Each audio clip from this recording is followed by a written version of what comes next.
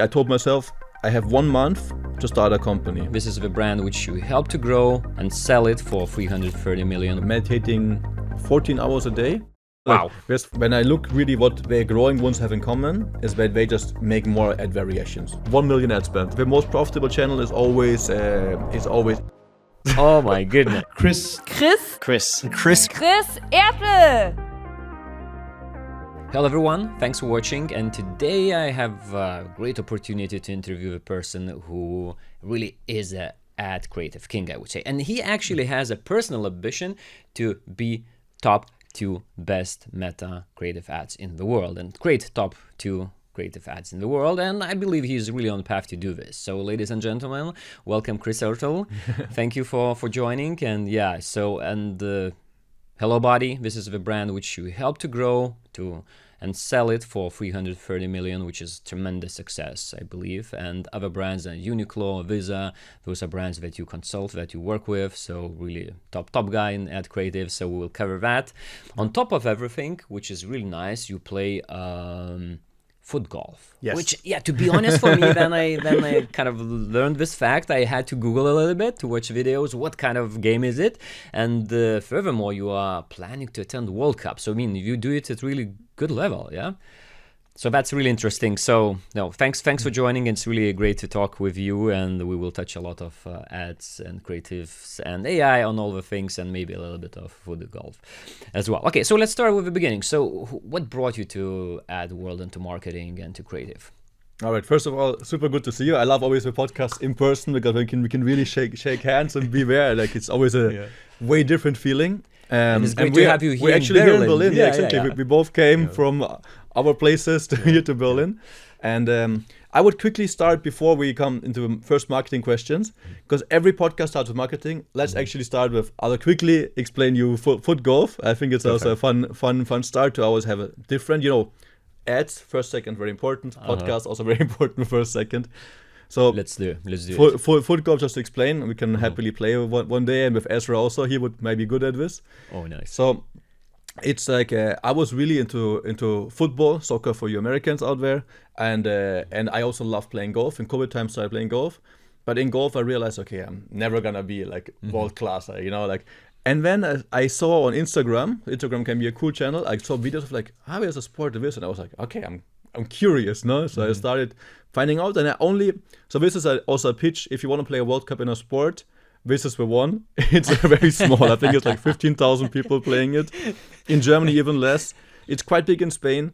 But so I started. But you need fields. I mean, it should be not cheap like infrastructure. I would say the fields golf fields are massive. They cost so much. So what about FootGolf? It's one of the cheapest sports you can play. Is it? Yeah, because basically what they do, they use the golf course that already exists, and then they make like behind the green, they make like a hole which is like double the size of the football, and then so the golf courses get extra revenue. Whenever it's not booked out with golf, they open to FootGolf, and then you go and you play.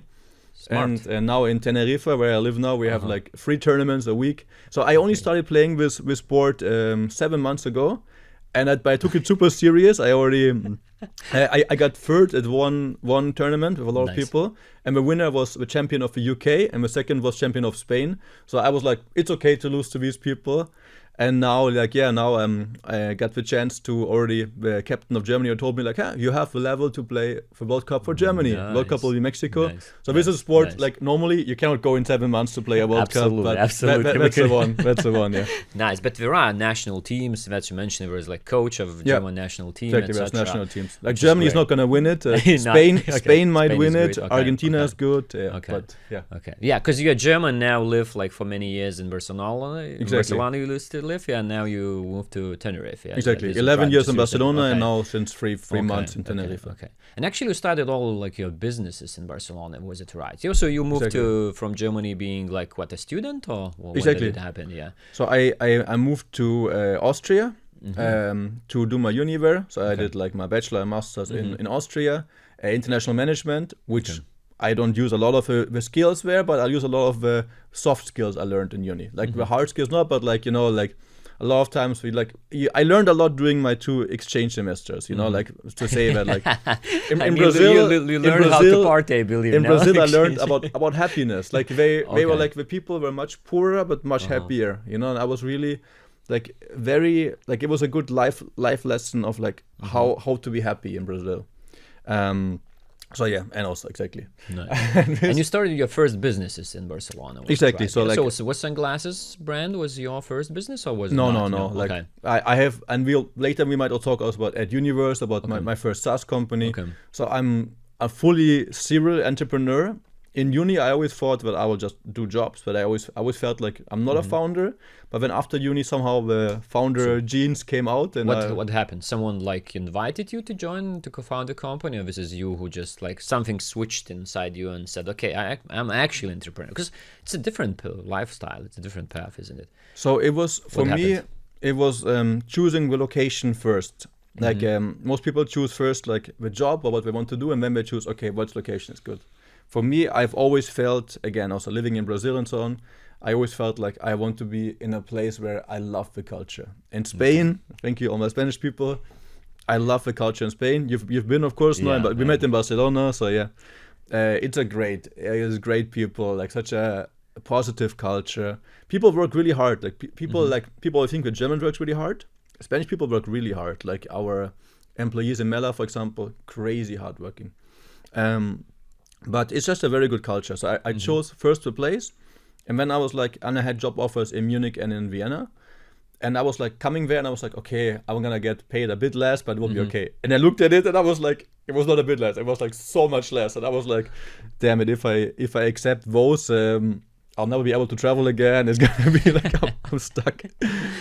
So I was like, okay, I think I'll just try to be a founder and figure it out. And then I told myself I have 1 month to start a company. 1 month. 1 month always. And if I fail after 1 month, because I was in a rush. I was like, Just because you got out of money, or? Yeah, I was Well, like, what my made you parents, rush? I was Okay. lucky. My parents were supporting me. And I was like, I don't want them to support me for very long. And I was like, let's get something working in 7 months. So I was like 1 month every company. And because I was really uncomfortable with that. So I was like, one company was like... So like in 1 month, you made a decision. You judged in 1 month. Yeah, you started a Exactly. company. If Yeah. after 30 days Yeah. there is no traction, Exactly. you just shut Yeah. it down and you on to a new Yeah. one. Okay. How many that's companies have pretty you already lucky. made before Omnisend? Oh, quite a few. So 2 startups Yeah. that What failed. agency you had? Or so? And Omnisend is a spin-off from digital marketing agency. And prior to that, I had some other like more traditional businesses like real estate related. Yeah, so I've But you also have done a lot, yeah. yeah, Yeah. since I was 20. Yeah, Yeah. never been employed. Yeah, but I never Let's tried. go. Yeah, let's go, man. But Chris, I never tried that model as you did. You know, so like in 1 month, because usually like I believe that it takes kind of long and it's very difficult to. So to I judge. honestly, So- I don't know how I came up with that model. That was just an idea. Okay. Like it was actually like an idea for me as a nearly student, no? So I don't know if it's actually a good model. It just But it, what it was just worked, but like how did you measure? What was the main KPI? Would you advise like other new like young entrepreneurs who are maybe listening to us now and they're thinking, it doesn't matter of age, they're thinking about like starting their businesses.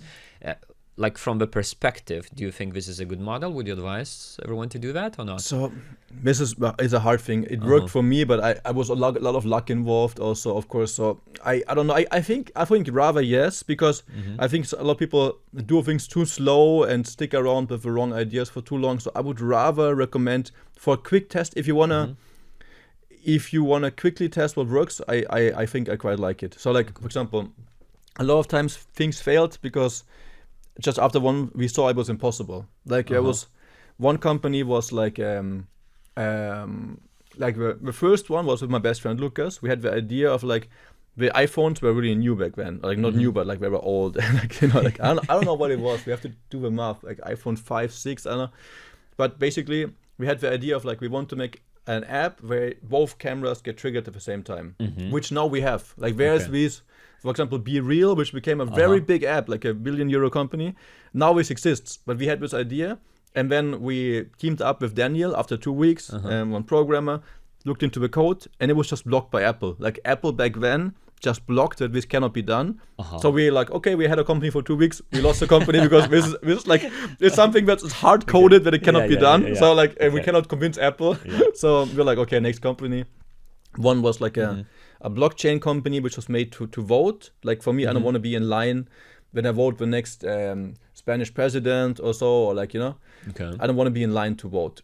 And there was an app that can vote, but it's on the blockchain, so it's verified that it's you voting. And we have also a genius, Juan, a genius coder who made it all. And then we like teamed up, and it should have been my work to convince politicians and like deciding to use our app. I started and I was like, yeah, I'm 25. This is my first thing. People don't take me serious enough. And I was like, yeah, it has to be someone very senior to do that. Yeah, and especially like you are 25 and it's blockchain, which is some kind of suspicious and blockchain, technology. no one heard about it back then. Like it was like really like scam, I believe. Like it was. I think it was. I back then I never heard about Bitcoin either. Okay. Yeah, so like it was really okay.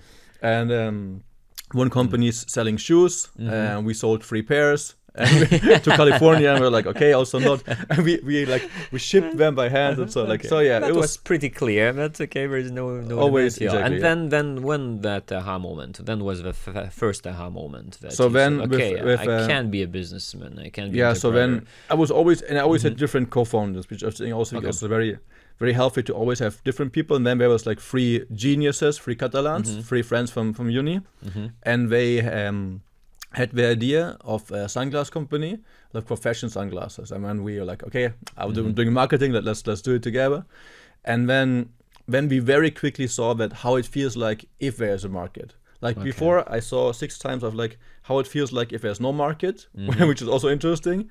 And then we're like, okay, selling 12, and then doing better ads, selling 20, doing better ads, and then quite effortlessly, like always worked. But like it was not like the market was there. Like quite effortlessly, we went to 200 per day and so on, and like it was like a quite we felt growth actually. We felt like there's not so much friction. Like there's really like the amount of friction that Facebook always talks about, the zero friction fund. We're like, the market is not.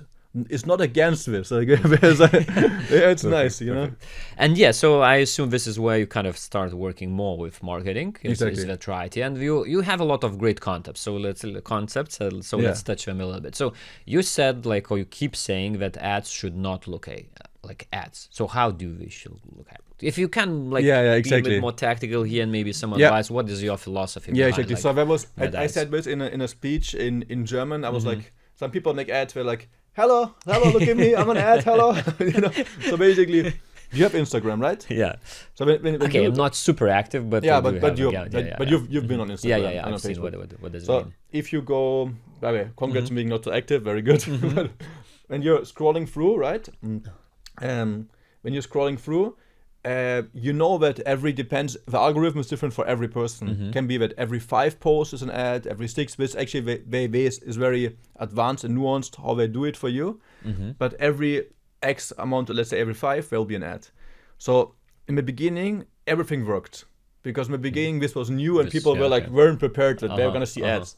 But now people have... And they were just clicking because they thought this is authentic post. Okay. And now people have their defenses really up. People are also curious, but now people have defenses up. Like, okay, I'm going to go to Instagram, I'm going to try to not spend money. Like, I'm going to try to have fun on Instagram without having to buy a product, Okay. So now it's like people are really aware of where they will see ads, and they obviously don't like it, they will see ads. And they also they try to quickly see if it's an ad or not. Okay, that's a very good point. So should it be more educational content? To answer your question is let's answer it with a snowboard brand. Right. So now you can make an Dope Snow. The clothes Dope Snow. Like now they could make an ad with a lot of text, putting a big amount, 60% off, fully there, putting everything there, and it looks like an ad. They're like, okay, so they're trying to sell me the jacket. But they could also make an ad of why do people come to Instagram? For me, I go there now. My whole content is FootGolf. I go there to see FootGolf things now. It always changes. I also snowboard. In the past, I also came for snowboarding. So for did you do World Championship? Not. No. No. That's why you switched your sport. I'm not world class at many things. I just at a few. So but not a lot. Okay. So basically, as I was thinking for myself, what would I want to see as a snowboarder? And when we're looking like, okay, there's this very cool video of a snowboarder going and then making a double backflip. And it was just spectacular. And I was like, let's just get the attention of a person like this. Like the first, not the first second, the first 0.8 seconds, like very quickly. Let's get the attention of like, this is the content people want to see. And people are like, yes, I miss snowboarding. Or you can say something like, tag someone who you want to snowboard with. Perfect. All of a sudden, people start tagging their friends below an ad of like, I want to snowboard with that person. The algorithm learns exactly who else to target. So like, couldn't be better. Do you finally show the logo of a brand or not? So, or just somewhere like very contextually and very... So as nowadays, now the other day I actually looked at the numbers. Now I helped 142 companies. Some of them only like giving advices for 2 hours, but like, amazing. And most of the times I'm telling them, please don't show the logo. But mostly I talk to the founders, and I was like, but I really want to show my logo. So it's always the discussion, like, and normally we agree of like, okay, let's show it in the end, or like, and I was telling them, if the ad's going well, you have more ad budget, and then your logo is anyway like shown, because in the ad is here, and then on Instagram you have the profile picture, and that's your logo anyway already. So I'm always like you are rather ruining the ad with the logo. But of course, when Uniqlo, for example, when I go to Japan, they're like, no, we need the logo. And also, there's no discussion. So the more famous the brand, the more it actually makes sense to show the logo. Okay. Exactly. But if obviously the new brands, no one knows about them. They're like, we won't show a logo to make the logo famous. But in the beginning, the logo rather hurts the brand. Got it. Yeah. So basically, in this case, just the advice is to create what people actually are willing to see on Instagram. Exactly. In this case, they are there for entertainment purpose. Exactly. So bring them entertainment. So, for example, if you would make ads for Omnisend, I would say now it's a very known and big company, but still I would put the logo in the end, and I would first like get people hooked of like this is what you need, like the highest ROI, and so like get them hooked of like how can you help them, and then give an ad that is very ethical and gives value. Like you already give, like for example, could be you, and you give 2 or 3 advices, which people are like, oh my god, this is great advice, and it's like, oh, even if I don't buy, like he just helped me. Like this person now they feel like, oh, they owe you. Like they're like, this person just helped me. Maybe they will use 1 or 2 of your advices, and they will be like, oh, I'm earning more money. And like, wow, what a cool person. So this ad gives value, and then in the end there's a soft pitch. And these are the ads that we see work really, really good, like giving value in that. Thank you. It's a really great piece of advice. And like for our PPC team as well, I will bring it to see how do we actually do sometimes. And okay, and another thing that you state that you should be running 40 experiments per week. So like the ads examples you just gave, and I thought, look, so there are like 40 work hours per week. So would you advise like to each hour you basically start a new experiment? How does that work in your world? So how to run that many experiments? How to create that many ads? I can come maybe with 40 advice, but film the videos, etc. So how does that work? So obviously, this is I've seen a lot of brands growing or not growing, and I always, when I look really what their growing ones have in common is that they just make more ad variations. Like if a company makes 2 new ads a week and then they tell me, oh, it's not working, Chris, I'm like, yes. Unfortunately, I know I also would like to, yeah, exactly. And the ones who do even 50, 60 plus per week, it's nearly guaranteed. I mean, obviously at that time they have probably found a market, no? But then it's nearly guaranteed that it's gonna work well. So how it works, like 40 ads per week, that will be like 8 video ads and 32 image ads. So already it's easier because image ads are easier to make. Yeah, obviously, no? And also, at this time, it cannot be done by one person, not even by 2. You need rather like a team of 3, 4, 5 people for the production. Exactly. Like for example, my future wife, she's now a marketer in a Swiss company. They have a team of 5, 6 people. They do this. They do over 40 ads a week.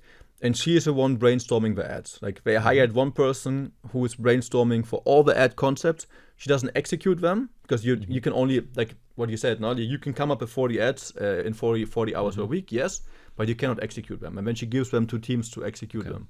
So basically, but what you state is in order to be successful on Meta, on Facebook, Instagram, etc., basically you have to have a massive budget, isn't that right?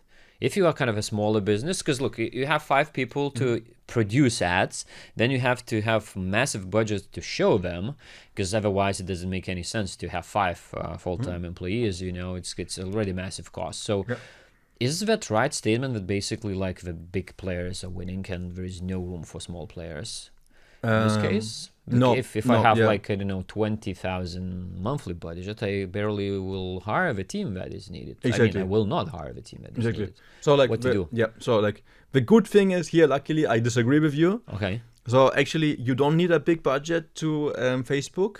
The budget makes itself. So I always tell people, start, like let's say now, one of the listeners wants to start his own company, his or her own company, and you say like you do, I think a belt company could be cool. I think there should be a new belt company. There's not enough company because there's fashion is a lot. It's going to get right now, but no one makes a belt company. It's one of my ideas, but I don't have time to do it. So yeah, that'll be a cool. Just so cool if idea. you are thinking about what kind of a business to start, so the belt company. Yeah, you make a company. And please email whatever text Chris, and he will be the first buyer. Like you have to I'll be your first buyer for sure.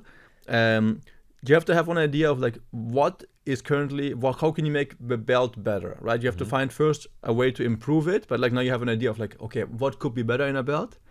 And now you have this idea. And obviously first you test the market and then you see. And for this, like you need like 2,000 euros a month on a Facebook budget. So don't give Mark Zuckerberg more budget if it's not needed. So for this, you do it and you quickly verify the market. And for this, you can, obviously you do it alone as a founder.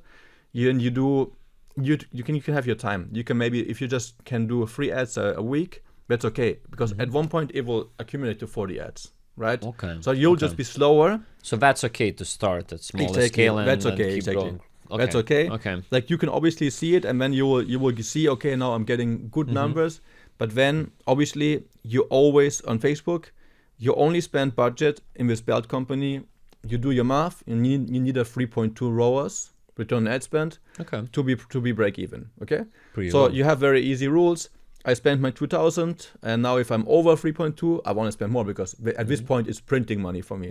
So you start, you're getting a 4.5.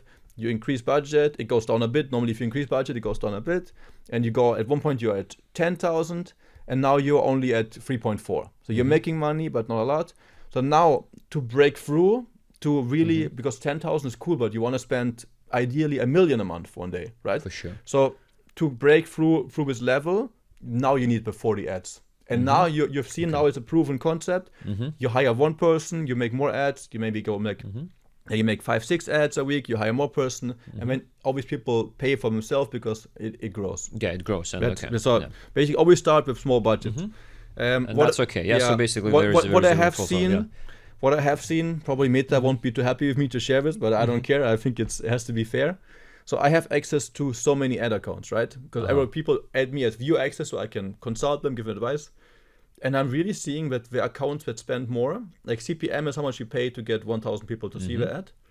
And the accounts that spend more, they get cheaper CPMs from the ones that spend less. So Facebook seems to have a preference of rather having less clients, but big clients, So Temu, for example, they spend 3% of the global ad budget of Meta. Okay. So I'm really sure that they get very low CPMs. So that's I think it's something that in the algorithm that's not fully fair to all players.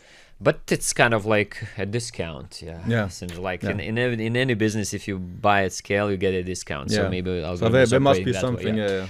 Comments. There's another kind of interesting topic that you are talking about, and as far as I know, you really apply it for the businesses you work with. So, like comments engine, how you call it, yeah. So, can you elaborate a little bit on that? So, for me, it seems like a cheaper than Meta ads, but maybe not, yeah. So, how to employ comments to work for you? Yeah. So, what we do in our case, exactly. So, we use comments to make our ads better.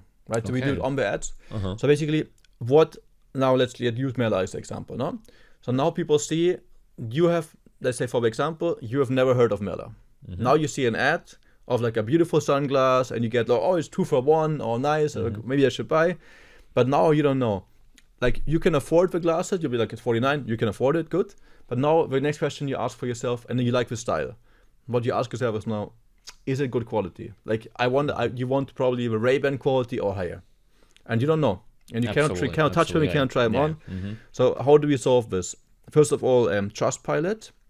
We are rated 4.4 out of 5 with over 40,000 reviews, which we get with an email marketing flow. We'll touch that a bit. Omnisend, Okay. no? Okay, That's nice. really, very important. But the next thing is like, okay, cool, you can have the logo of Trustpilot in the ad, which is good, but also it again shouts, I'm an ad. Because and no one, like if I make a post about FootGolf, I don't put the logo of Trustpilot in there and show the reviews, no? So it kind of is like giving away, but it could be an ad. What you can do for sure, when the ad's going well, I ask, I send this ad to a WhatsApp group from friends and be like, hey, would you mind commenting how you like your sunglasses? And then they comment of like, oh, it arrived really fast, thank you, it's good quality. But just text comment or video comment? Text comment. Yes, okay. comment. But then, when people think about it, they're like, should I buy it? Like, you think about it, and now you look at it and you see comments of like, of happy customers. Or people could write, I was first critical, but when I tried them, they're really good, because they are really good. Basically, they place those comments below the ad, exactly, the ad post. Yeah. Exactly, Okay. So you don't put the text of a comment in that, what you said, because it's already exactly, shouting. But people are kind of organically engaging with your post, which is an ad. Because people before buying a product, many times what they will do, they will look at they look at your Trustpilot score, or they will look at your the comments below the ad before they see like, okay, should I buy this or not? Okay. So with Miller, it's pretty clear. It's I mean, it's not the super big brand, etc. And that's what said I'm inviting my friends to do that. But like, what do you do with big brands? So do you have like a bots that comment? Just, if you can show openly.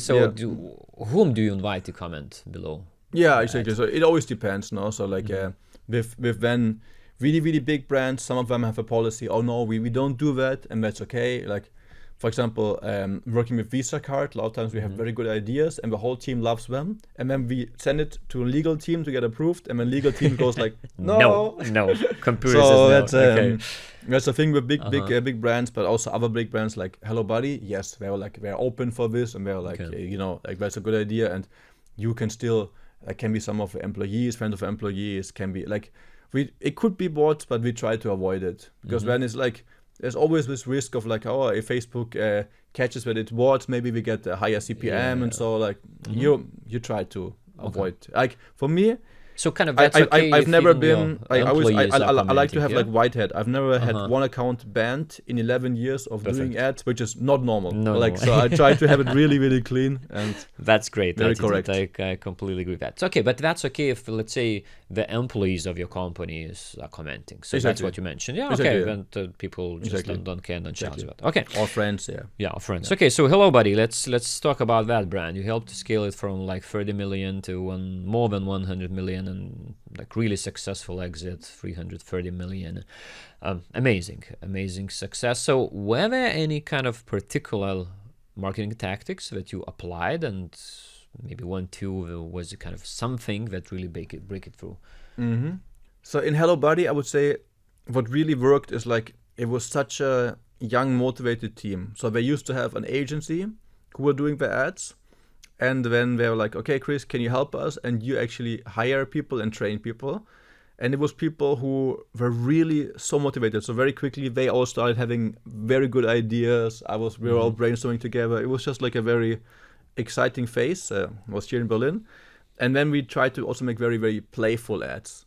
Like, for example, I had the idea of making one ad where we have like the game Space Invaders, and making an ad out of that, like in a funny way with products. And then they rightfully said, Hello Buddy, by the way, we were like 108 employees, three men, and all the rest women. Okay. So it's also a female product. So a lot of times they told me like, no, Chris, your idea is stupid, which it was. Like, in this case, I was like, I want Space Invaders. They're like, yeah, this is a man's game. And they're like, no, let's not do it. And we did the same ad idea, but with Tetris, which is more neutral, and it worked much better.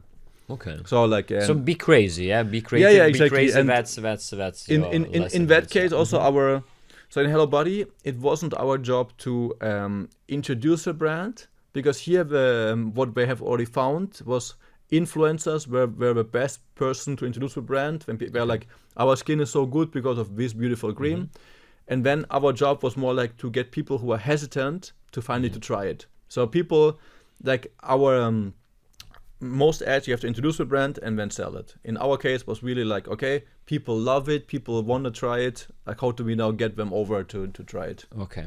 Just scale it. Yeah. Okay, let's switch gears a little bit and talk about. So creative is definitely. I see you have so many ideas and so much experience in this, and thank you for sharing with our listeners like how it works in the best way. Now let's switch gears a little bit and talk about the SaaS business, because you tried and it was not the most successful. Exactly. SaaS, yeah. So and you launched a SaaS product in the area which you are really pro and you understand.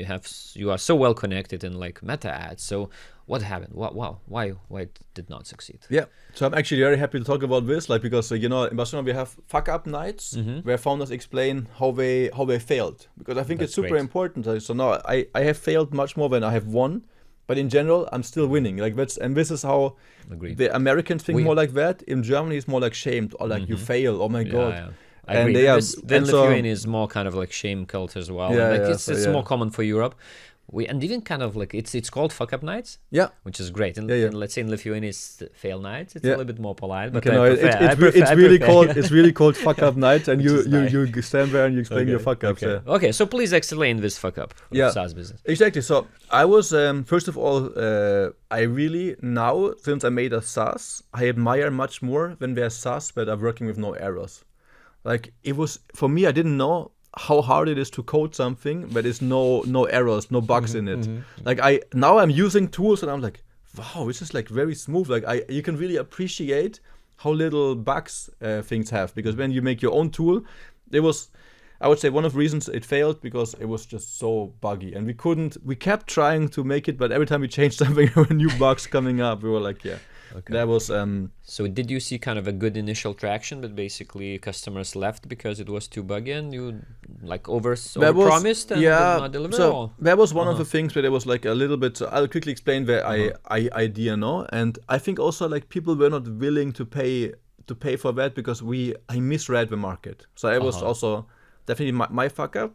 So I'll explain to you, like, would you want to have a tool where you can see the ad spend of every ad in the whole world? Let's say now there's like, I don't know, 800 million ads in the whole world, in meta ads. And now you have a tool which scrapes it all and tells you, okay, this ad spent 200 euros, this ad spent 20 million, this ad spent this. You have a tool, a database of all the ad spends for every ad in the European Union, only European Union. Okay. This is a question for me. Yeah. So probably kind of I would not need like to have every ads data, but my competitors' data or some maybe adjacent markets would I think would be super valuable to see where do we stand with the competition. Yeah. So, but the market did not need it. Yeah, exactly. So but so I was in Japan. They asked me, like, Uniqlo asked me, like, what's H&M doing so well in Poland? And I'm like, I don't know. Let me find out. So in the European Union, won a lawsuit against Meta. And now Meta has to show the amount of views for every ad. Okay. Right. Okay. And so they only do it in European markets. Yeah. So only European market, but it's like a lot of markets. So it's like 500 million people now. Like so, it's a very, very reasonable, good amount. So we don't know how much they spend, but now I see. Okay, they spend. I know that they have like an ad has like 21 million views in Poland. I see my accounts, I see what's the average CPM in Poland, and I can calculate the amount spent. It might be wrong, plus minus 10%, but I can see the winners or the losers. So I was like, okay, this is, and I did the research. It took me like hours and hours to do it. And I was like, there's gotta be a way to write code about that and to have it. So I with two Austrians who were amazing. Big shout out to Michi and Karl. We had the idea, like, let's do it together, like let's team up. All of us had other companies that are also going on, so it was like a side project for all of us. Also, maybe it was a fuck up because it was none of us our main project. It was we all had already other winning companies, but we're like, this could be. We were like, for me, I was like, if this works, it could get to a exit similar to Hello Buddy, and that could give me a lot of capital to deploy for good projects to help Africa to make good things in the world. So I was like, this is worth trying, and then what happened? It was growing slowly. And we tried a lot of tricks and growth hacks, but it kept growing, but slowly. And we were like, none of us wanted a slow growing company. Didn't pass that 1 month test. Yeah. After 1 month, like. No, we did it longer because obviously in a SaaS we invested quite. How long did you earn it? 1 year and one month. So 1 year and 1 month. Still something about once. Was it kind of a tough decision, like hard decision to discontinue it and to say, okay, we are done and there will be no success instead of like keep pushing? And I would say yes and no. Like at one point it was like a headache, and all of us, our other companies tried to grow faster during that period. So we all like one of my co-founders has a very beautiful e-com company in Austria, and that one really took off, for example. So there's a lot of everyone had like another project that grew faster. So it was kind of like, okay, we tried. It would have been so much fun and so cool, but and basically what happened is like the market did wanted to have that tool, but people don't want a tool that just gives you the data. They want a tool that then does it, like then acts out of that, like and we didn't want to develop the next step of like, because that's really hard. Like you make a tool that sees for you on competitors what ads they do, but then what they wanted is when with AI that automatically there's brainstorming and execution of like creating ads that are like that and better, and that's pretty like it will be done, but well, like we don't want to go there, and the market wanted that complexity level was completely different, and we wanted to have a tool that gives information, and I think also people didn't want to pay as much as we thought for it. So good and good story. Yeah, it's not easy, like as you said, but like you have so many. You did it well before SaaS. It's hard. It was not first attempt either, So there are fuck up stories for sure on my end as well as for any founder, and like really great this example of like start super fast. But look, there's another angle on this. You talk about fast growth companies, fast growth business. Seems like you want to do this, and you are public about this. But at some point you burned out. Yeah. So I assume this is related, because we humans put so much pressure on ourselves. We want to grow fast. It's all about scale, be fast, fail fast, do everything, etc. So, I mean, what happened and how did it turn out? I know that you kind of do breath work now, etc. Yeah, so exactly. I assume all of that is related, that you doing things in a more sustainable way now than you used to do it in the past. Is much right? more. Okay. Much more, yeah. So what changed? So first of all, I think is like I'm very grateful that happened. In a way, in Spanish there's a saying that we do say a lot, like todo es perfecto y necesario. Everything is perfect and necessary. Like you have to accept it, and it was hard, and it was like because if you sometimes you're until 4 a.m. in the office, you're really like grinding, and you see like everything I do, it can help for the growth, and we are really, really in it. And then it was in winter, like trying to sell sunglasses during February to the European market, and everyone was like, there's like no light. There is no sun for already 1 month. Yeah. Okay. And it was like going on. We needed good sales, and we just couldn't get it, and we kept trying, and and then it was like a lot of pressure on me. I felt. And also I was like leading a bigger team for the first time, and I was just like I was trying to be the perfect boss for everyone. Like, I mean, this just doesn't work. You cannot be perfect and like have everything in harmony and everything like. And I was like, there's how do I say it? In my happiness podcast, there's also like one episode I'm gonna make in the future. There's like, what if happiness isn't about everything being good? That's a very good point. And so and there's something I still didn't learn back then. I had to learn my lesson. So basically, then what I did is like I like reoriented, like took a break, because my body was like I was really. Did really you feel exhausted. Like physically tired, emotional tired? Yeah. Like you didn't want anything anymore? Really tired. Okay. Like I took 2 weeks off, came back to the office after 1 day, fully exhausted again. So like What do you do then? What did you do then? Like 2 weeks was not enough. So you kind of made like 2 years break, or no, just like free more sports, better digestion, or what? Yeah, so what I did is a 3 month break, and in that break also I discovered Vipassana. which really helped me. So I found first meditation, and then I found breathwork. Okay. Breathwork helps me even more, but meditation also is so great. So I was in a Buddhist monk outside Barcelona. Now I did it again in Philippines, but you can look it up. There's Vipassana everywhere, in every country in the world, and it's for free. So you go there into this Buddhist monk, and you're 10 days, no phone. You keep your phone in the entrance and so, and 10 days you're meditating 14 hours a day, like not 12, but more. Wow. Like there's 4 a.m. wake up, my stress level went to 0. Like not to 1 of 10, like to 0. Like it's just like, that's great. So I think also as a founder, you might need something. You feel like you need like 2 months of vacation, which you cannot get, but we can get 10 days. And if we miss 10 days, we really just have no screens and are fully there. That's actually very recharging. Do you repeat it now, like Yeah, occasionally, I just once per year, once per 6 months? Paula, we just did it again in Philippines. Okay, yeah, nice. Okay, but I think it's a really and good also piece of advice. One person you can all look up who is really inspiring to me is Jung Pueblo on Instagram. Have you heard about him? No, to be honest, no. So for me, it's the best Instagram page to follow because he only leaves text, like it's just text, but it's very beautiful written text by him. And no images on Instagram. And he has like 4 million followers or so. Like look it up. I don't know how it's not like, but like it's when the Instagram post doesn't look like Instagram post. It works. It's works just nice. white and black text written by him, but like very beautiful short texts about reflections. Okay. And so he also is a big fan of Vipassana and meditation. Now also, like as we're saying, I don't always follow it because like it's hard to do everything. But I try to follow it as like. You try to meditate 5 minutes in the morning, because 5 minutes is very doable, until you don't have these 5 minutes. If you're too busy to do these 5 minutes, then you do 20. Okay. Because these days... If you don't have 5 minutes, you do 20. Yeah, exactly.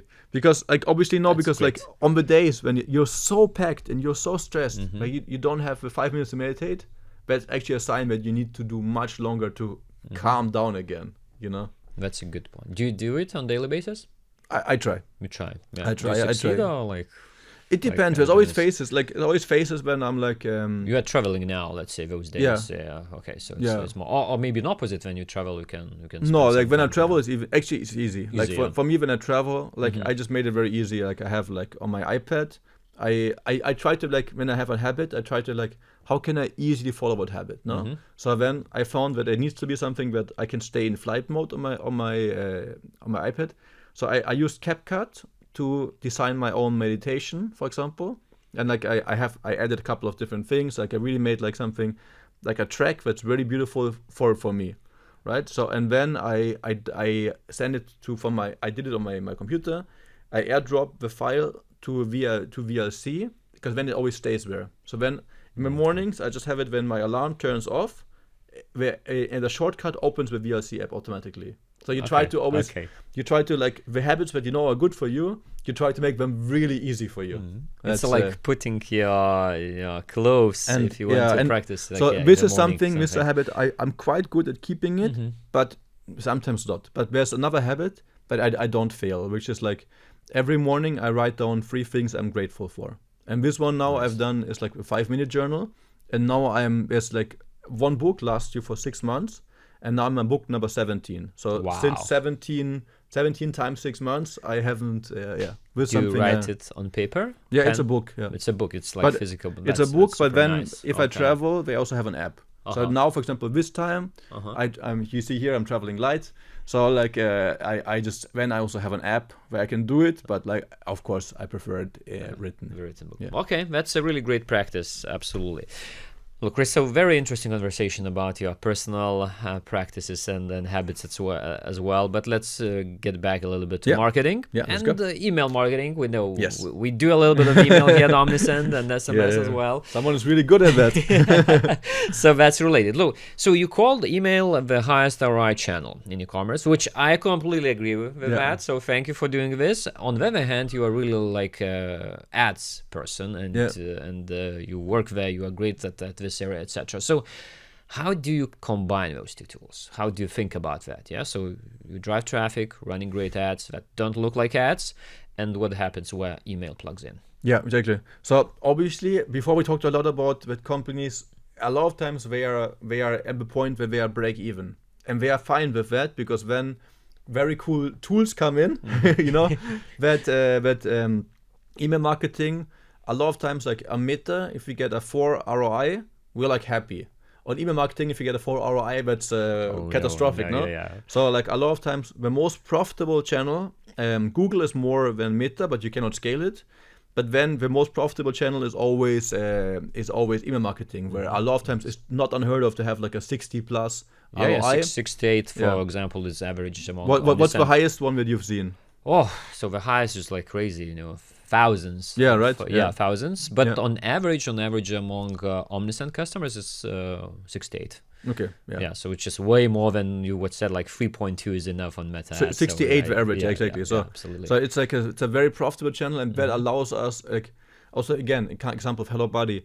So many of the sales, like a company for really to grow, you have to have a really good email marketing flow. Like in Meller, we have really good people doing amazing email marketing flows. What I can recommend to all of you is really to setting up the funnel of like having Trustpilot.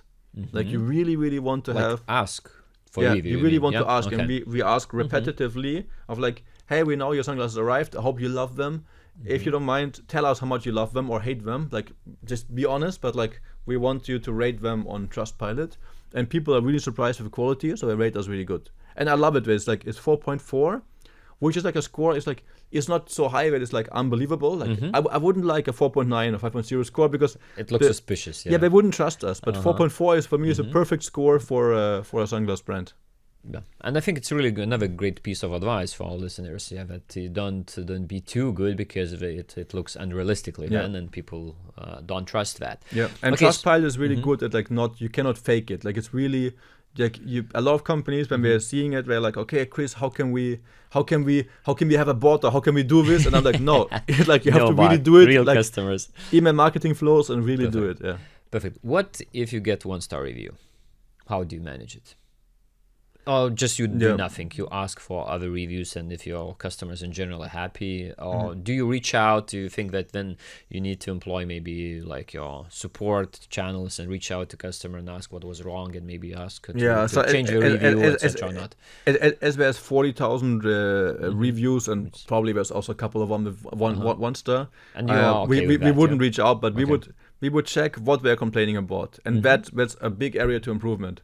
Like, we had like one sunglass, the Nyasa sunglass, which was one of the best sellers, but we made a shape that no one ever did. Like, we invented something fully new.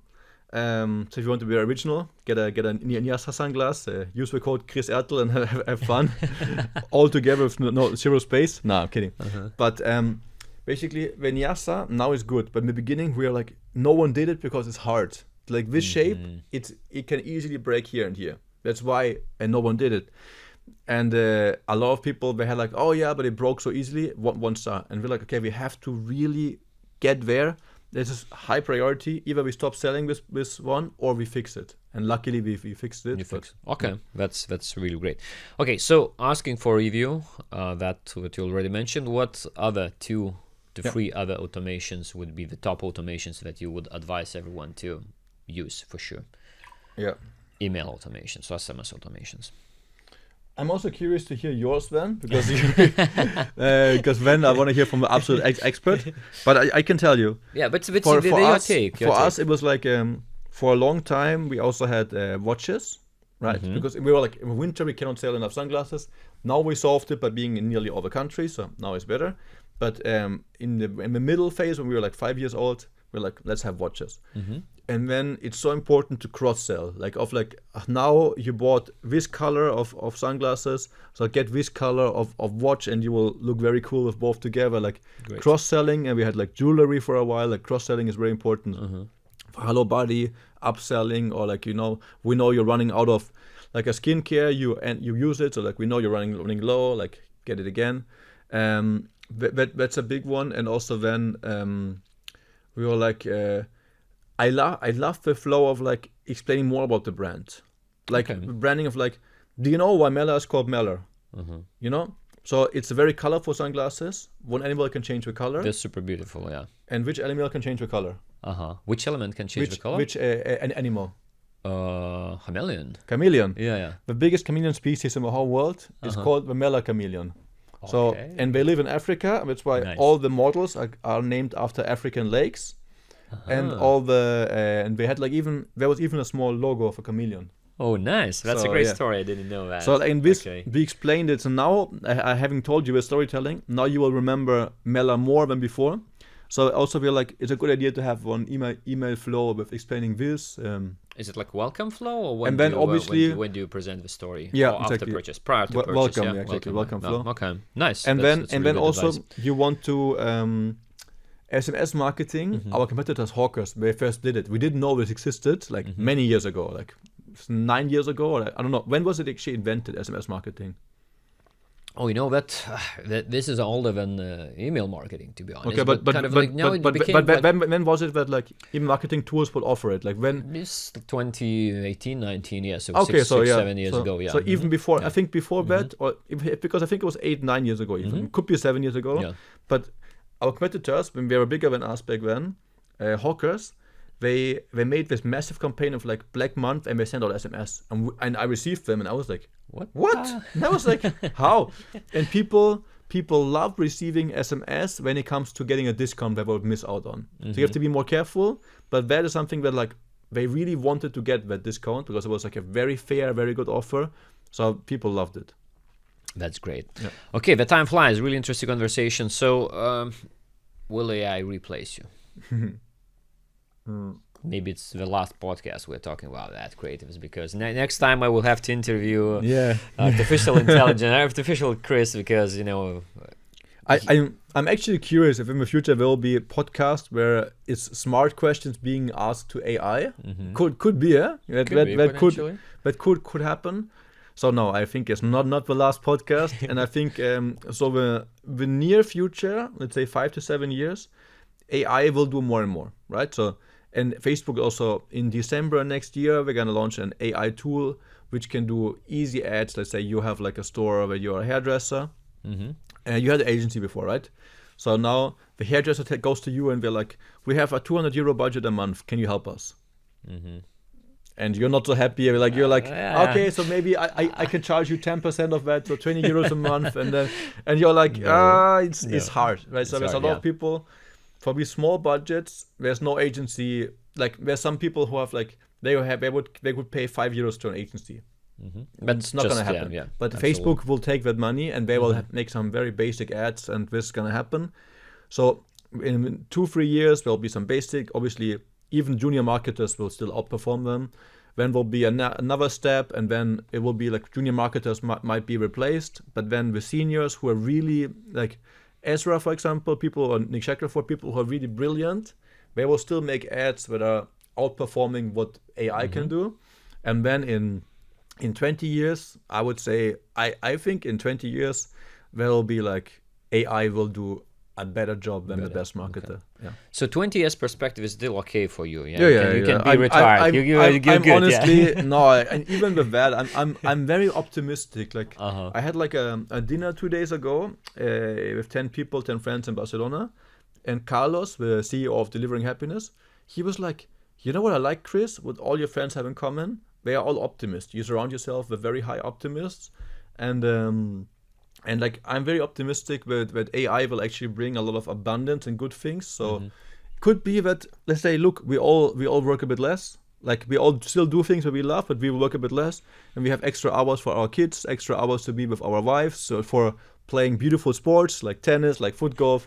So like it's for me there's not a terrible future, like having a bit of extra hours for beautiful things. Absolutely agree. People used to work like 6 days per week for 12 hours, not doing that anymore, but still like being productive and creating more value for themselves and their families. I completely agree. Okay, so very last round here.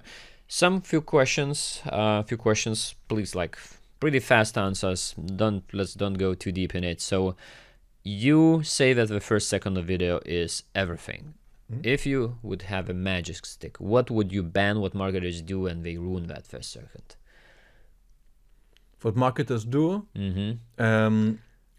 just like they believe that one idea is brilliant, and they put the hook, like they make a really beautiful hook that comes after 5 seconds. I see that a lot, and I'm like, oh, this is actually beautifully thought through, and I would tell them, this ad is a good ad. Like, you just ruined it by putting it like cut it. And like a lot of times I come to companies and like I don't make new ads. I just tell them, okay, just cut this, change this, and like like move it way further than you think. Very good answer. So what matters more in scaling and for success? Great landing pages or great ad creative? Both is so important, but for answering, great ads, because otherwise people never see your landing page. That's a good point. It's easy. Yeah, that's a good point. So comments, do you recall any kind of super funny comment from the businesses you work with? I don't remember it, but there was one we were all sharing. We were cracking up about it for a Swiss company, but I do not remember. There was something there was something very, very funny about it, but I do not remember how it was. But like we all shared it. We were like laughing. Okay. Yeah, it happens, but like it was not funny enough that I remember. But yeah, maybe that was long at that time. Okay, and is there any kind of like campaign or strategy, marketing strategy that you kind of like honestly hate, but it still works or worked maybe back in the days? Yeah.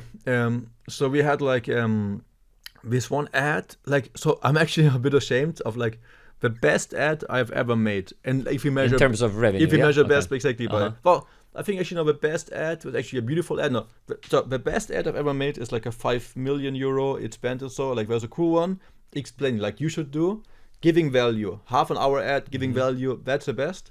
But the second best ever is like completely like, if I would say kudre, like a very cheap looking ad with the products just photoshopped into it, like looking ugly, with neon lights around for Cyber Monday, like an ugly neon light clock that goes fast, and then this pop up that goes in, and I nearly did not approve it, and also the CEO, we both feel like this is like borderline brand damaging. We're like, this is just so ugly. 1 million ad spent. Oh my goodness! Because it was like eight rowers, 1 million ad spent. We were like, oh man, this is just so ugly with that. But like, there's a lot of people who say like, make ugly ads. Okay, so like, was it kind of like so contradicting the brand that was clicking, or why did this ad perform? So it was people really wanted to buy the product, but they were like, oh, it's expensive, and I want to wait. And then we had this clock was ticking, and it was like people knew it's the last 24 hours of the sale, and it was a good sale. It was like, I think 50% off or 6% off. It was a good sale. It was clicking. It was clearly the end, and it made it so obvious. Like the watch was going so fast. So also an advice: have a small watch in some ads. If there's a sale ending, have a small fast running clock. People need like the urgency that helps. Creates urgency. But that was such an ugly ad. I'm really ashamed of it. I maybe actually at the next conference I speak at AW Bangkok, I might include it so you can see it then, but it's really ugly. Please share. Now explained already, quite I can visualize, but seeing it would be nice. Yeah. Cool, but they worked. Chris, it was such a pleasure to talk to you. Thanks for coming here to Berlin to meet in person. So great, as you said, have in-person recording. So thank you for coming. Thanks for sharing great stories, and I believe very practical advices that you can learn, at least take one thing from what Chris shared with you, what and how to run ads, how to run them, 40 experiments, start smaller, then get to 40 experiments per week, and don't make ads look like ads. So just create value for customers, and then we will buy from you. Chris, thank you so much. That was amazing. I'm actually very happy to have been here. It was very good questions, and I'm also excited to later switching the roles and asking you questions for the Happiness Podcast, and to learning from Omnisend and like from your way of being. And if I can end with three words: run more ads. Run more ads. And don't forget email and SMS after that. Exactly. That's the whole thing. Like, obviously, after the ads, you then have to get the retention. Absolutely. Okay. Thanks, everyone, for watching or listening.